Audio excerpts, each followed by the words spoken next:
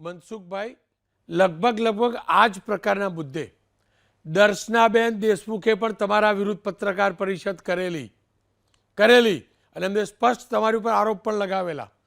કારણ શું? દર્શનાબેન તો તમારા જ પક્ષના ધારાસભ્ય છે ને. કારણ શું બધા તમારા વિરોધમાં આવી જાય, તમારા જ પક્ષના લોકો તમારા સામે આવે, તમારા સમર્થનમાં ના આવે?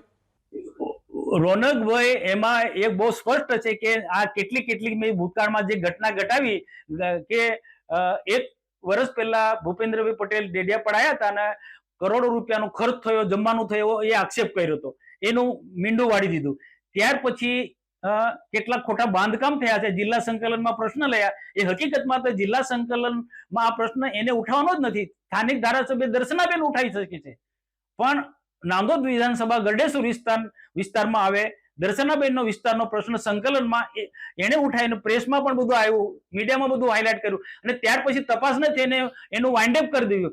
આ બધામાં ઘણા બધા લોકોની મિલીભગત છે. એમાં અધિકારી પણ હશે જે તે વિસ્તારના. હું રોનકભાઈ, હું નામ કહેવામાં મને વાંધો નથી, પણ છાછ વારે બદનક્ષીનો દાવો કરવાની એ બધા લોકો વાતો કરતા હોય એટલે મારે મજબૂરી છે. એટલે આ જે બાંધકામ થયેલા છે, મૂળ પ્રકરણ આમાં છે. અધિકારીઓ પણ ઇન્વોલ્વ છે અને અધિકારીને જે ડરાવે છે બધા લોકો, ચૈતર ડરાવતા હોય કે પછી અમારા પાર્ટીમાંથી પણ કોઈ ચૂંટાયેલા પ્રતિનિધિ એ ડરાવતા હોય, આ કંઈક ને કંઈક રીતના ખોટું કામ થયું છે, ગેરકાયદેસર બામ થયું છે, ગેરકાયદેસરના રોડ બન્યા છે, ગેરકાયદેસરના કઈ નાના પુલિયા બન્યા છે.